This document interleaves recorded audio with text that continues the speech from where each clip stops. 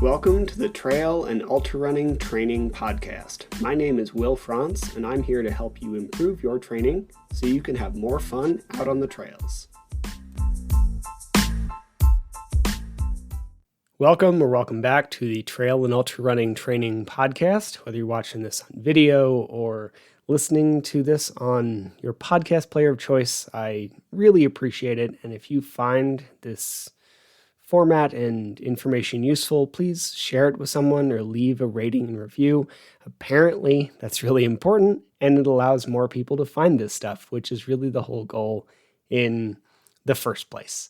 So today, I was going to do a whole thing about core musculature, and I'm still going to do that in the future, but today I scrapped that because it's just been kind of a day.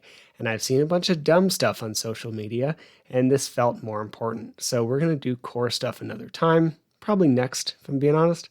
And instead, let's talk about the right amount when it comes to training. I'll probably title this something stupid, like the right amount is the right amount, which feels dumb as I say it, but as stupid as that sentence is, we continue to screw it up all the time.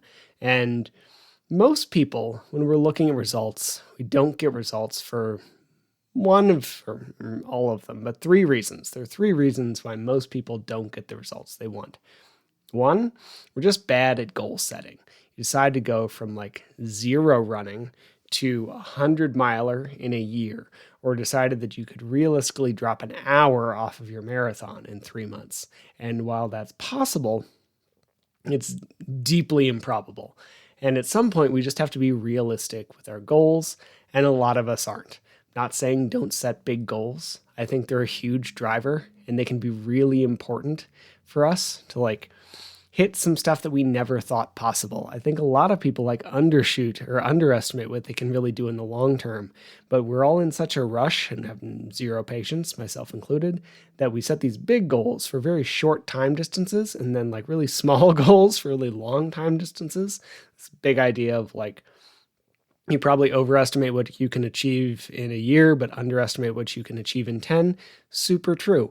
And we should take goals in some kind of this realm, right? So if you run a 4:20 marathon and you need a 3:15 to qualify for Boston, and you end up in a 3-month depression every time you don't hit a goal, then probably don't set these these unrealistic goals. Maybe do a little bit of therapy, because this stuff just shouldn't lead to that level of mental destruction. We should set some kind of goals that are going to help us. So that's number 1. 2, you don't do the right stuff. If you want to get faster and you're running a decent weekly mileage, let's call it 20 to 30 miles a week, and you've been pretty consistent, say 4 out of every 5 weeks for a couple months, and you aren't doing speed work, then you aren't doing the right stuff to get faster. And we could do this for about 1,000 things. If you want a stronger back and you aren't doing back work, that feels really easy. But we need to be doing the right stuff to support our goals. But all of this brings me to the topic of the day, which we aren't doing the right amount of the right stuff, which is huge, because we all continually do the wrong amount all the time. And that's a slight over-exaggeration, but it's more true than it's not. Part of that is because this whole training and sports thing involves a lot of trial and error. Sometimes you learn that you just weren't ready to do a thing by doing the thing. And then some things are probably just going to ruin you anyway, right? I'm not sure really anybody is going to feel good after running Moab 240. It's just going to be a rough day. But sometimes you just learn you weren't ready for a thing by doing the thing. Let's say you have a 16-mile run on the calendar, and then a deload week, and then a 18 to 20-mile run 2 weeks after. If you finish that 16-mile run, and the next day you are so sore that it hurts to go downstairs or get up from the toilet, and your knee is kind of tweaky, then that was too much. And you probably need to focus on recovery for a few days. Take it really easy, back off a couple miles, or try to build that again. may even try like the 16 in 2 weeks, like give it another shot after another buildup of training and see how it goes. There's a few ways to do it, but like don't do the 20. That you're not going to build that much extra ability in that amount of time. But like trial and error is really part of any sport or activity or whatever. It's just, as I've said in the past, success breeds deficits. And I forget where I originally heard that, but basically the only way to, or sometimes the only way to learn you're deficient is by giving it a shot. And if you do well enough, long enough, then you will learn areas where you're lacking. Maybe your knee was good for like 15 miles, but not 16. And maybe your quads had 14 miles in them, but not 16. And if your last run was a 13 miler and everything went smoothly, then you didn't really have any indication that that 16 was a bad idea. So now you do, and you should adapt your training. But occasionally we end up in this trial and error space to see like where we need to adapt and recover and make adjustments, right? But that's not always the case. Most of the time we just like constantly do too much or too little. And I have a strong feeling that if you're honest with yourself, you know which way you swing. For some people, often people who like David Goggins or follow Andy Frisella, it's just way too much. You do way too much. You don't need to do 75 hard to see results. If you want to do it as a challenge, that's great, but it shouldn't be what you need to do to create progress. If you need hours of training every day to see progress, and you aren't looking to break some insane record like Ed Cohn's powerlifting records or like Pete Kostelnick's cross-country FKT, then we should seriously look at the quality of your training, because we're just doing a lot for not a lot of results. And then on the other side, and this is a far higher percentage of America, but a proportionally lower percentage of ultra runners, like we just need to do more. Your body isn't broken. You aren't lacking a gene or hormone deficient. You don't need to find a better exercise program, although to be fair, that last one might be true because a lot of programs I see are garbage. But that aside, like you aren't seeing progress because you can only deadlift 20 pounds and you canceled your last 4 training sessions at the very last minute for whatever reason, right? Like you struggle because you're actually pretty new to this whole training thing, or you used to train a lot, but you had to take a 20-year break for whatever reason. And side note, if you have not lifted or trained in 20 years, you're not experienced. I don't care how much you used to do it. Like that's probably a topic all on its own that we can address at a later date, but realize that if you've taken 20 years off, you should come back to it as a newbie. Anyway, you don't have a problem and you're just like weak and struggle to overcome gravity. And that's not a dig, it's just real.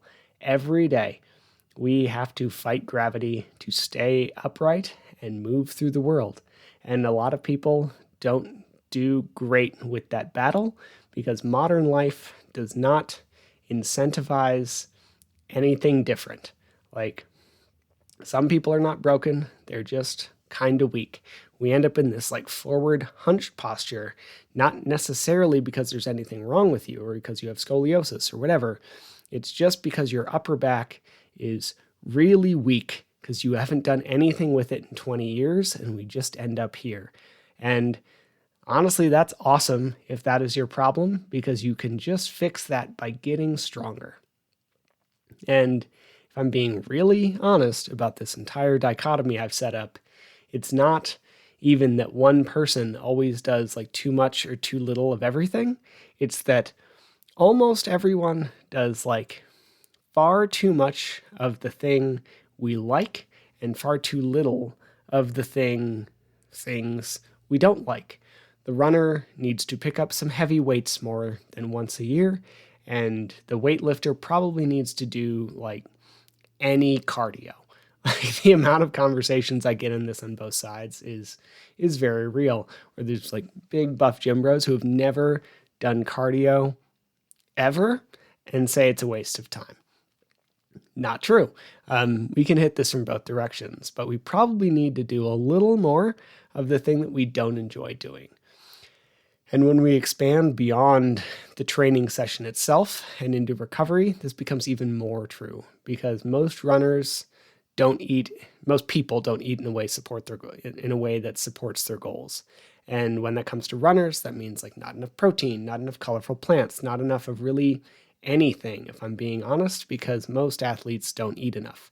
And most people don't do any mobility work. Most people don't sleep enough. I've said in the past, and I'll say it probably 1,000 times in the future, we don't need like fancy Normatec boots or a red light system or a cold plunge. We just need to turn off social media and go to bed a little earlier and get some sleep so that you produce hormones that foster recovery. When it comes to recovery, we often look at like, what more can I do? And I actually had a really good conversation about this with someone last night. The person was looking for a bunch of strategies to try to expedite an injury recovery, and she's doing the right stuff. She's just anxious. And I get it because I've been hurt a lot and my body hurts every day. And when something new comes up or when one of those pains like increases from a 1 to a 4, I'm anxious too. But usually we can't really make it heal faster. And in the case of this person, she doesn't need to do more. She just needs to be patient. And I told her as much, and she knew that. And it was a wonderful conversation. But it's just hard. And one of the teachers of this class I'm taking said, hey, extra rehab probably isn't going to hurt. At worst, it's a waste of time. So every time you're anxious, just do rehab. And that's pretty great advice most of the time, because for something like knee rehab, it's like a 3-inch step down. And it's not going to hurt. And if that makes you feel better, that's lovely. So we can always throw something like that at it. But most of the time, we just need to do enough of the right work to make rehab a little faster, a little more effective, and then like 90% be patient. Now, sure, if you signed a like 5-year, $100 million contract with the NFL, then we're going to throw everything under the sun, from peptides to stem cells to red light to Normatec to whatever. But that's because if you miss a game, it is $1 million problem. Every game, $1 million. But for me, like if I get better a day faster, nobody cares. Nobody. Like I'm kind of sick right now. If you can't hear it in my voice, I know I always sound kind of scratchy because I can't breathe, but today feels worse than normal. It doesn't matter if I'm better tomorrow or Friday. It just doesn't to really anybody. My mom probably cares like 5%, and she cares more about me than anybody. So it doesn't matter if most of us get better a day faster. And a lot of the time when we have injuries like tendon issues or whatever, we just need to be patient. Anyway, I really ended up on a tangent. I got lost there. The right amount is the right amount. Sometimes we need to learn this by trial and error, and that's totally reasonable. But more likely, you know your pattern. You've followed the same pattern for years. You know your tendencies, and you keep doing the same thing, which is just such a large reason why I have any kind of job as a trainer. Most of my job comes down to like 2 things. One, hey, you gave this club a bunch of money for me to meet you at the gym. You should probably show up, or you just threw money away. Or 2, hey, see how I told you to run for an hour and you ran for 3? Stop doing that. Seriously, stop it. And those are the biggest like reasons why any trainer tends to create results, is because we exist. I would love to say that it's the thousands of dollars and tens of thousands of hours I've spent to learn about human anatomy and kinesiology and all these things. I'd love that. And it absolutely plays a part because I solve problems faster for people. But at least 60% of the reasons I help create any results is just the fact that I exist and someone has me on their calendar. And most good coaches would tell you the same. Most studies bear this out. A workout partner gets you 60% closer or 60% better chance to get your results. Just the fact that you're going with somebody. So all of this other stuff just comes down to doing it faster. But the problem largely gets resolved because you're accountable to someone outside yourself. So do the right amount. Probably do a little less of the thing you love doing and a little more of the things you don't like as much, be that mobility or stretching or sleep or food or running or lifting or whatever, the things that you're like, I missed that one last week. Yeah, don't miss it this week. Do it anyway. And if you keep missing your lifting sessions, but you haven't missed a single run session in 6 months, that's a pretty good sign, right? Now, if you'd like help, if you ever want help determining whether you're doing the right amount, I'd love to do that. Just message me on Facebook, Instagram, or whatever. My information is everywhere on the internet, and we can set up a time to chat for 30 minutes. And a lot of the time, I can just solve whatever problem you're having there. I'm sure as hell not going to pressure you into some sales thing because I hang up on those people, so I would expect you to do the same. Anyway, I hope this rant was useful, and I'm going to come back next time and actually talk about some of that core musculature what I mentioned earlier. See you then, and good luck with your training. Thank you for listening to the Trail and Ultra Running Training Podcast. Honestly, I'm still surprised and honored that anybody wants to hear what I have to say, so thank you. To be clear, not a doctor, nor a registered dietitian, or any other kind of medical professional. I'm a personal trainer, a nutrition coach, and a running coach, and I have a passion for training trail runners. You should always speak with a qualified medical professional before making any changes to your training or nutrition program.